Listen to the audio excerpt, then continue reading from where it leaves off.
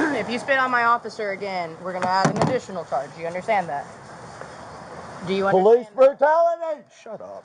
Did you eat too much watermelon last night? Is that what it is? The more you raise hell, the less we do for you. You're not going to see medical until we get you booked in. Do you want me to take you in water? I don't 10-4, I have contact.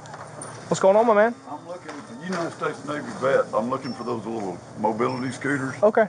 Hold on just a second, okay? Will you hold on? Enforcement? Yeah. Hold on just a second, okay? So, they're telling me that y'all had an incident in the back where you were being disorderly with people in the back of the store. No? Okay. What's your name, my man? Hank Blair Wittenberg. Hank Blair Wittenberg? Okay. Here, step over here for me real quick. I'm fine where I'm at. Okay. Appreciate it.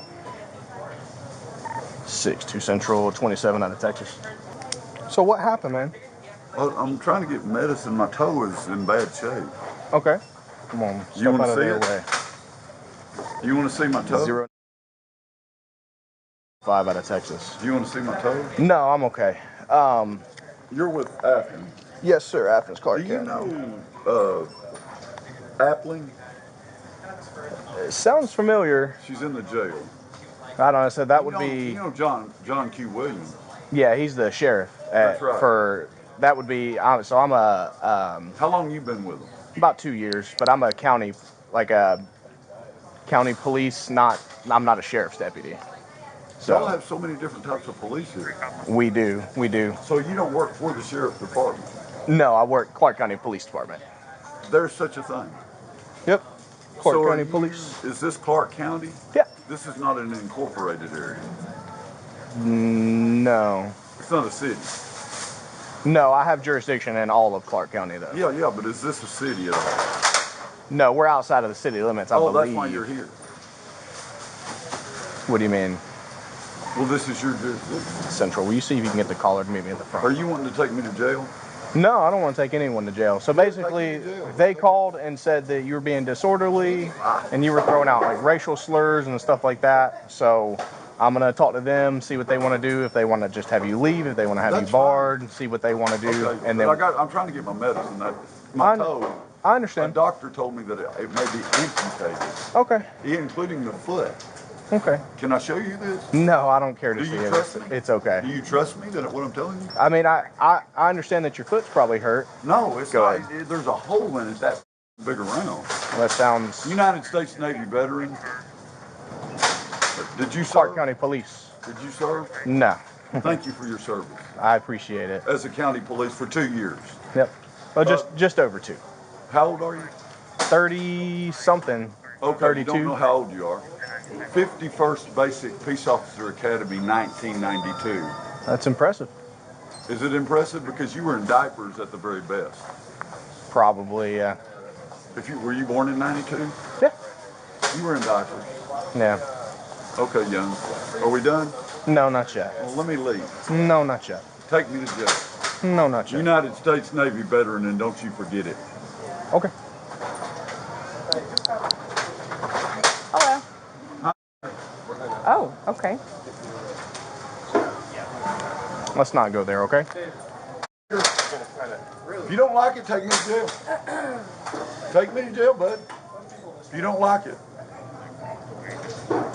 What are you going to do? Okay. If you don't like it, I need take you me to to stop jail. being disorderly in public, please. Okay? Take me to jail. Let's take him for disorderly. Okay, we got kids in the store. Are you going to stop? I'm sitting here trying to get medicine for my toe that might be cut off. Okay. Well, you're screaming out racial slurs with a whole bunch of people around and kids. And what was that? I was talking to this. And I'm asking you, what did you just say to her? What did I say to you? You have no issue saying it, so go ahead and tell him what you said. I'll tell you right now, if you throw out another racial slur with people standing here, you're going to go to jail. So stop. Okay, come here. 1095.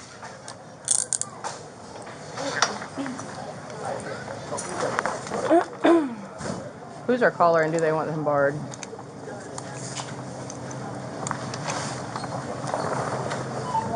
No, you're gonna stand right here. Are any of you authorized No. Are any of you authorized representatives of the store so you can bar somebody? I need one of you to do so, please. He just spit in my face. Oh, okay. On top of that,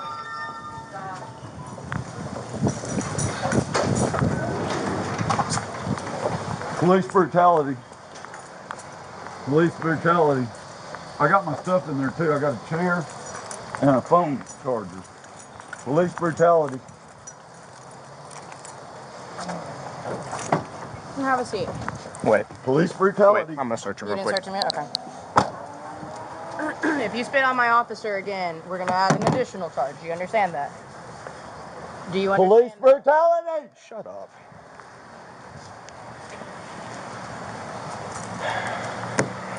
I just need one person to tell him that he's barred from the store and how long for. We recognize up to 2 years, so I need any representative to do that. So let me ask you real quick before I put you in the car. You got anything you shouldn't have shoved up your ass or anywhere else? Do you have an ID Perfect. for him? Not right now. I've got a hernia. Do you have anything I can wipe my face off with? Yeah, absolutely.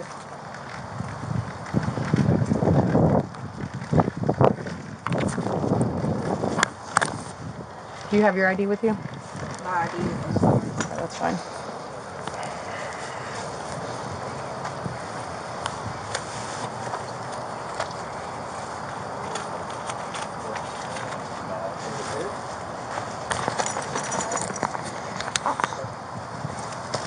What's your name? And put him in the car. I'll handle that. 372. Thank you. Well, I need my stuff. Shut up. Okay, Miss. Just let him know how long he's barred for. Hey, I'm gonna call you with asset protection. You will be barred from this location for approximately 2 years. Thank you, ma'am. All right, buddy. So when you spit in people's faces, you get a what we like to call a spit mask. Okay? Are you gonna lose my Stand hat? up. You have his ID, right? You Yeah. gonna lose my hat? I need to keep that hat.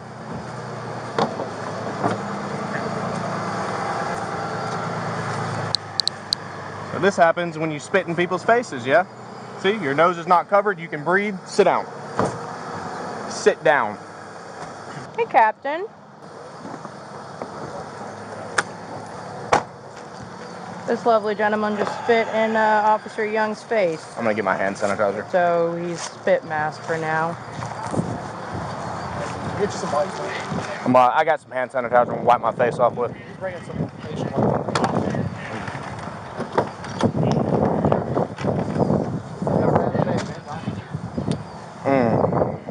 Does he have any other property that needs to go with him? There's a bag and a chair back there, but we don't know what's in the bag. Where in the store is it? Back in the electronics department. I'll go grab that. Yeah, that's fine. I just need to get him out of here. Yeah, if you will. We can log his stuff in property.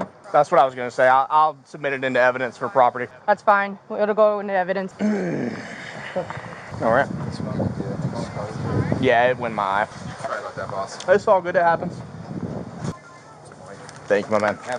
If it's unopened, I'll buy them when I'm on the way out. That's yours. You sure? Took care of it. I appreciate it, man.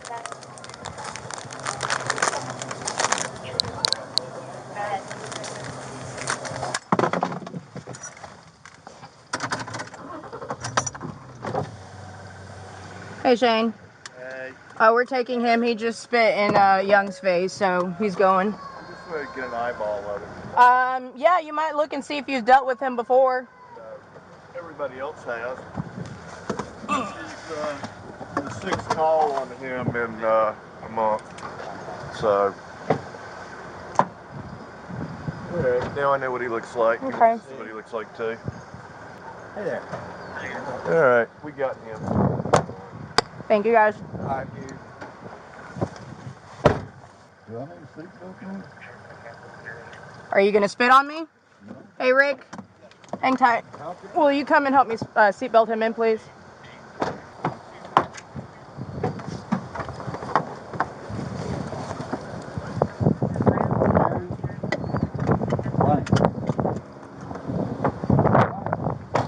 While you out of the jail, are you good?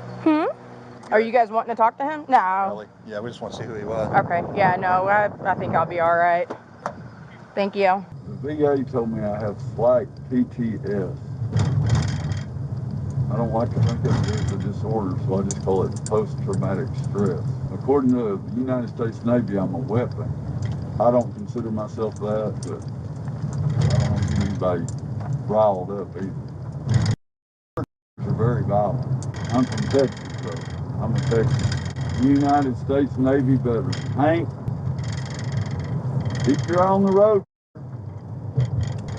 Hey, this buddy of mine, he happens to be an African American, but he owes me a meal up here at Waffle House. His name's Anthony.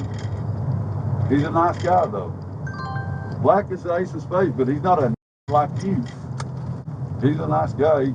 I gave him $100 and he gave me a ride. He said, Hank, come on back to Waffle House anytime you want to eat. Friend of mine, Anthony. He's not violent, though. I don't know why. He's just not. He's just one of them good old boys. Southerner from the South. He's not Yankee trash. And he's not you wouldn't call him a to his face. Of course, he would give his name. But since you don't give your name, I can't call you by name, so I'm guessing you're just generic. Plain. But I'd love to know your name and badge number. And believe me, I'll know it before it's over with. And my lawyer will know it before it's over with. Did you hear that? Did you hear that? I'll call you by sergeant or patrol or whatever you want me to call you. I just need to hear it come out of your mouth. I don't even need to know your name. Is it patrol? Is that how? Cop? I can't hear your head. I need to hear your voice. What is your title? What is your title? Patrol? I can't hear you. Cat, got your tongue? Did you eat too much watermelon last night? Is that what it is? Or did that mama of yours train you to be violent?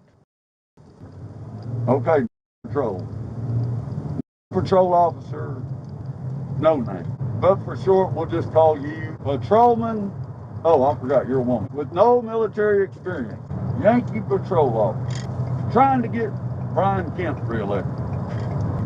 Oh, that other lady, what's her name? Oh, you're a Purdue gal. What's that lady's name? 6-5 Central, will you have a deputy meet me in the Sally Port, please? Probably be a good dang governor of Georgia if you could vote. But Kemp said they can't. He said, we're going to take our ballot boxes and we're going to let white people vote. And if you're from another state, a Yankee state in particular, you don't get no vote. Take it up with Brian Kemp, the governor of the state of Georgia, if you don't like it. I got one mail and I'm requesting somebody meet me in the Sally Port, please. Signal 35. Yeah, he's also spit on one of my officers already. Okay, take forward. Thank you. Oh, you must be a sergeant. How about that? I don't see any stripes, though. Well, all I see is blue. So I guess you're a patrol officer. Said, my officer, like you owned him. I've never known I own anything in the state of Georgia. It's a white man, but I guess you own him. I wouldn't doubt it a bit. Probably paid good money for him. How many gigolos have you had in your day?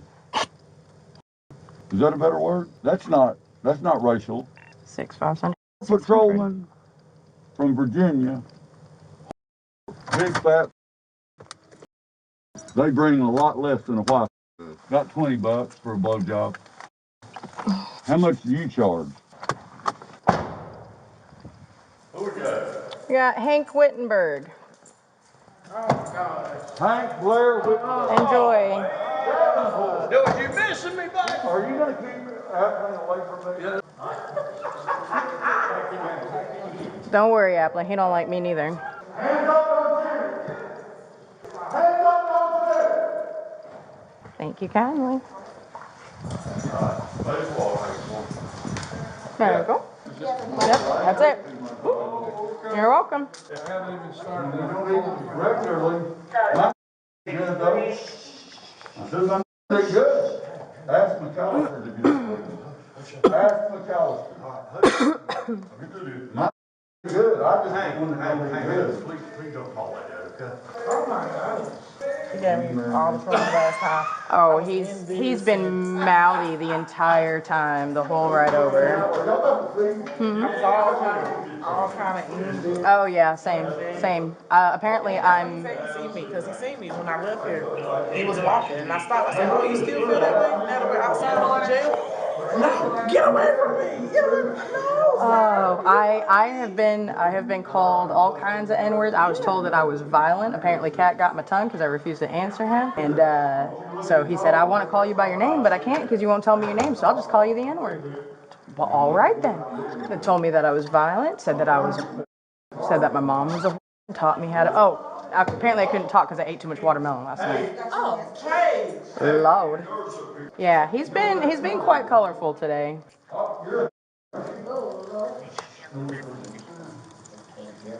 didn't believe it. Be real gentle. Hey, Athens. Not today. Don't worry about it. Huh? Oh, I'm talking to him. Do you want some watermelon? Hey.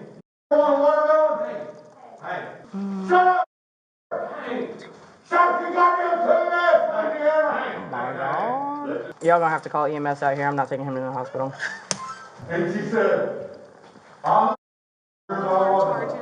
A disorderly conduct, as you can tell, and simple battery on law enforcement for spitting on one of my officers' face. Okay. Oh, not that that's okay, but No, I mean that's not okay. Were you enlisted? Were you enlisted? Hey. Deputy Ford, sir, is my name. Officer, hey, I want you to show the same respect that you show me. Yeah. Okay. I'll show them the same respect that I'm showing you. Would you like to get married? Well, I want to get married.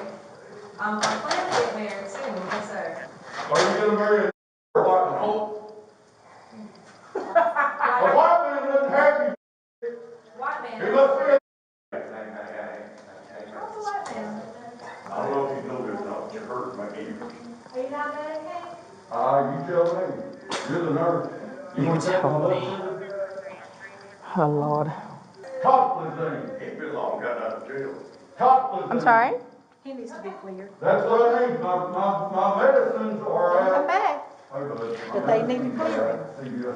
Who's they? Emergency room. Which one? Go to the hospital. And the one that's in Target? Just want you to drop him in the hospital.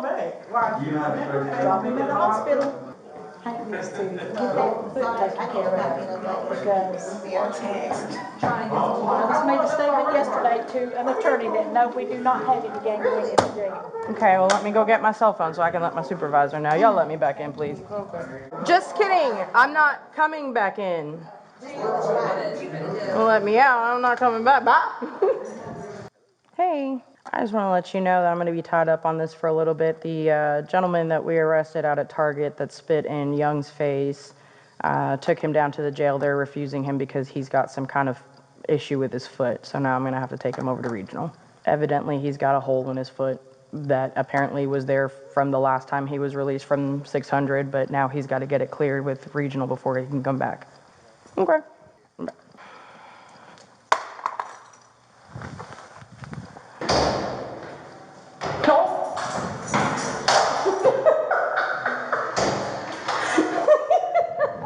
I thought we were friends.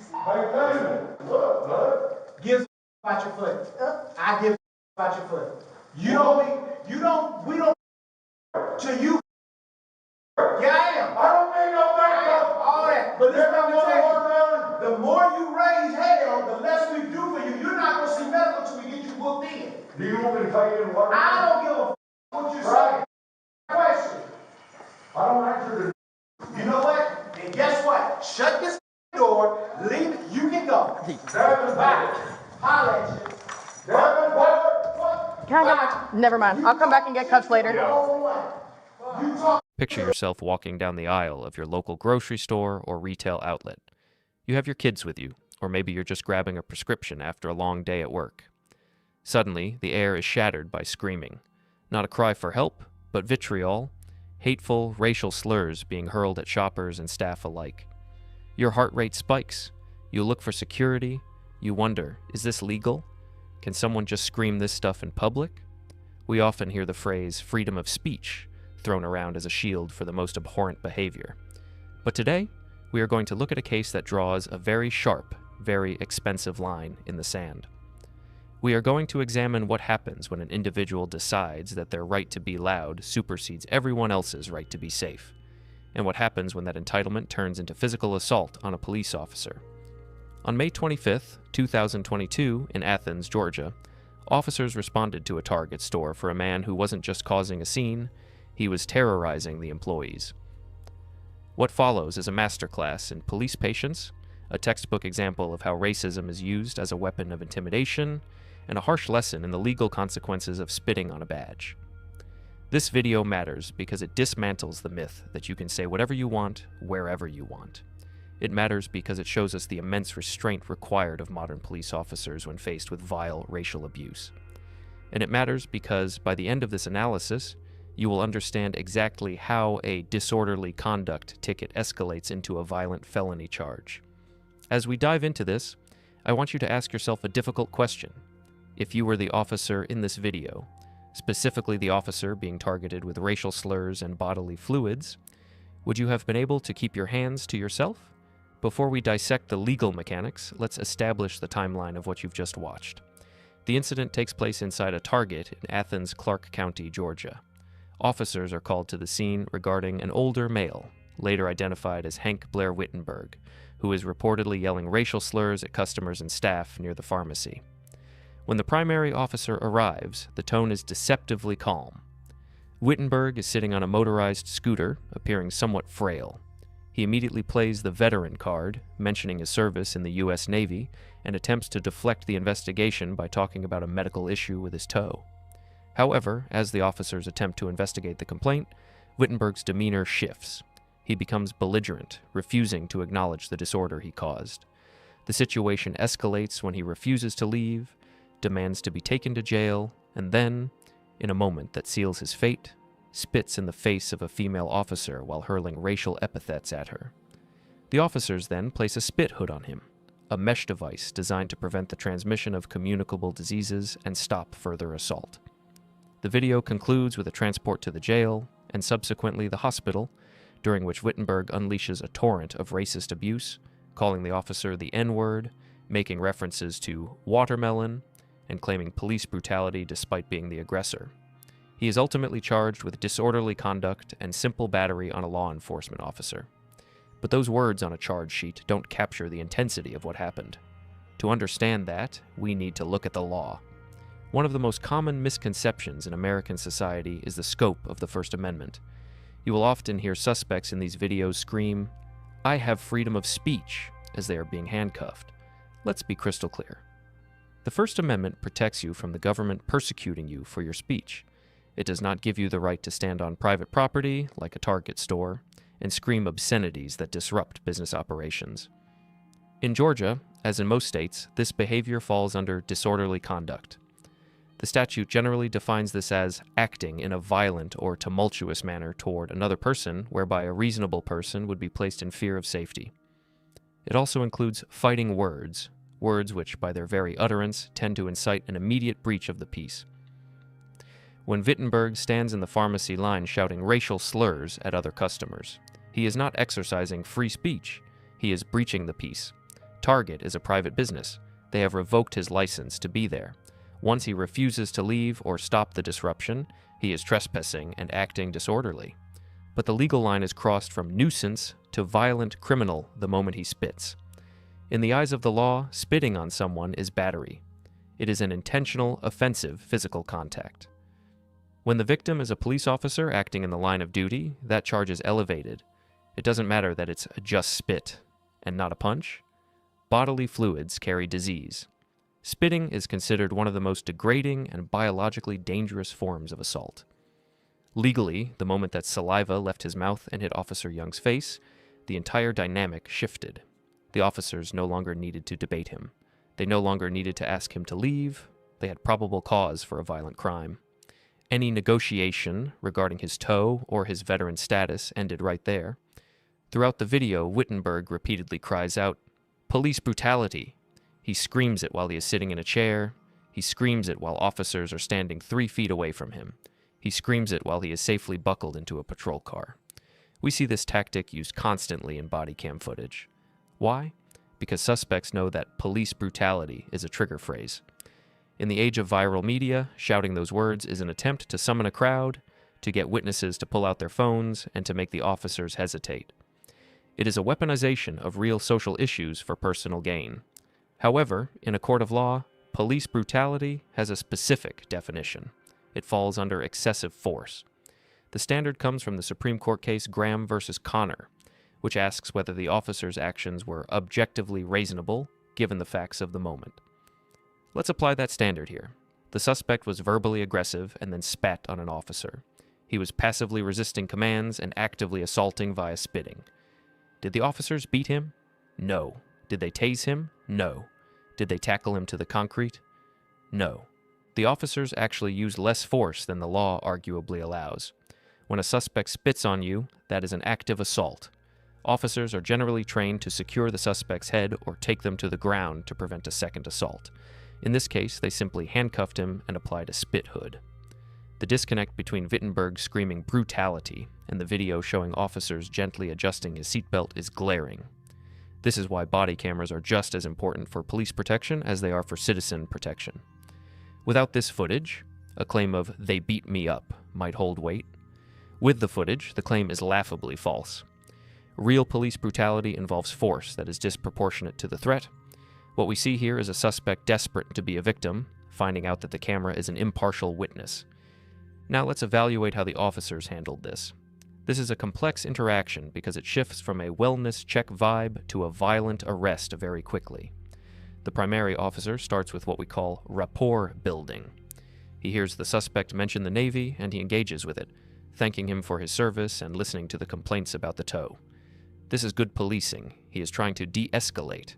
He is giving Wittenberg a chance to vent and leave voluntarily. If Wittenberg had simply said, "Okay, I'm leaving," he likely wouldn't have been arrested initially. The officer gave him an off-ramp. Wittenberg is incredibly provocative, insulting the officer's age and intelligence, but the officer remains conversational and doesn't take the bait. This is crucial because it shows that the arrest, when it finally comes, is based on the law, not the officer's feelings. The use of the spit hood is controversial to the general public, but it is standard safety equipment in policing.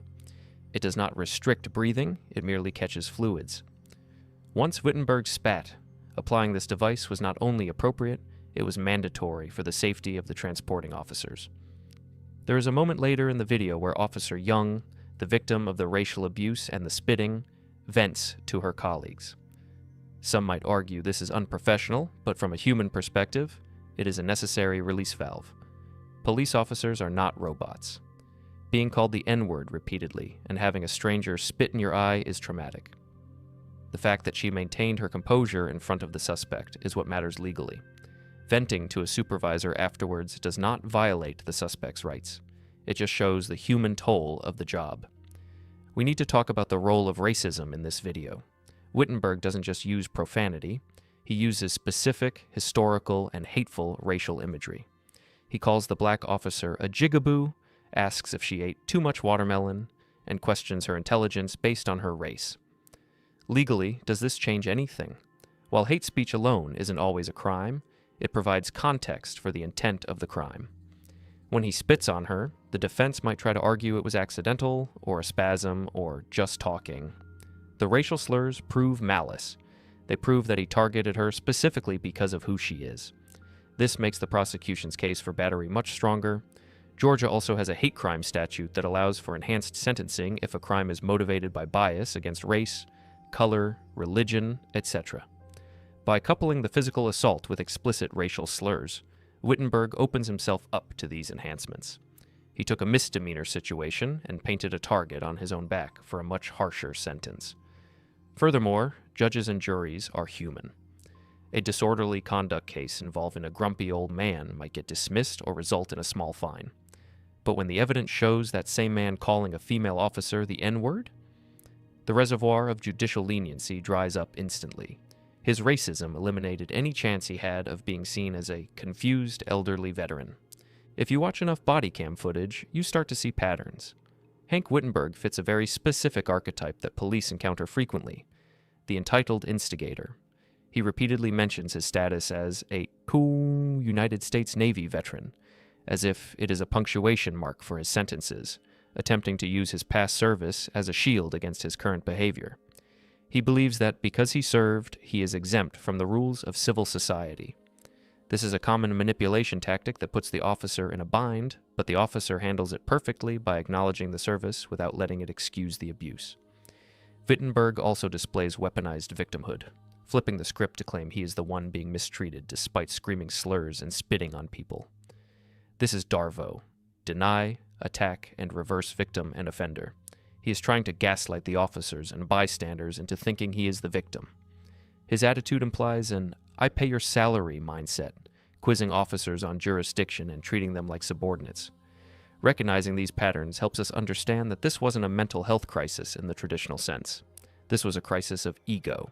So, where does this leave Mr. Wittenberg?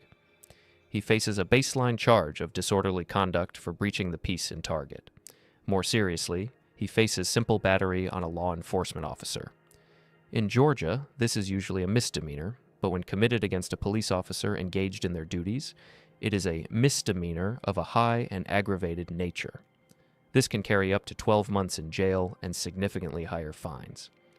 Because it involves bodily fluids, the court often mandates testing for communicable diseases like HIV and hepatitis, which is another humiliating and invasive consequence for the suspect. The video ends with the officers discussing taking him to the hospital because the jail refused him due to the hole in his foot. Some viewers mistake this for him getting away with it, but he is not. When a jail refuses an inmate for medical reasons, the police must take them to the hospital for clearance. He is still under arrest, likely handcuffed to the hospital bed, and once a doctor signs off that he is stable, he goes right back to the jail. Beyond the legal charges, Wittenberg has been formally trespassed from Target and is barred for 2 years. If he returns, he goes to jail immediately for aggravated trespass. He has lost his shopping privileges, his freedom, and his dignity, all because he couldn't stop running his mouth. As we wrap up this analysis, I want to return to the human element of this encounter. We saw Officer Young, a black female officer, subjected to some of the most vile, archaic, and hateful language imaginable. She had spit running down her face. And yet, she did not strike him, she did not scream back. She did her job. This video is a testament to the discipline that we demand from law enforcement, but it is also a mirror for society. Hank Wittenberg felt comfortable acting this way in a public store. He felt entitled to demean people based on their skin color. He felt that his status as a veteran gave him a pass to assault a woman. If the officers had just walked away, if they had said, "It's just words, let's leave him be," what message would that have sent? It would have told every shopper in that store that hate speech rules the day. It would have told the employees that they are not safe at work. The arrest of Hank Wittenberg wasn't just about punishing a crime. It was about re-establishing order. It was about saying that in a civilized society, you cannot behave like this, no matter how old you are or what uniform you used to wear. It begs the question, if we tolerate intolerance in public spaces, do we lose the spaces altogether? I'm curious to hear your thoughts in the comments. Do you think the officers showed too much patience before the arrest? And how would you have handled the ride to the hospital with someone screaming those things at you? Be safe, know your rights, and treat each other with respect. I'll see you in the next breakdown.